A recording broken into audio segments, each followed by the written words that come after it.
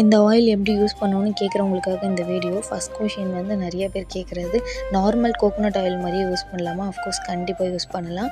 எப்படி நீங்கள் டெய்லி தேங்காய் எண்ணெய் வச்சுட்டு வெளியே போவீங்களோ அதே மாதிரி போகலாம். இல்லை நான் அந்த மாதிரி யூஸ் பண்ண மாட்டேன், நான் ஆஃபீஸ் போகிறேன், அந்த மாதிரி இருக்கிறவங்க நைட் அப்ளை பண்ணிவிட்டு ஓவர் நைட் விட்டுட்டு மார்னிங் வந்து நீங்கள் ஹேர் வாஷ் பண்ணிவிட்டு யூஸ் பண்ணிக்கலாம்.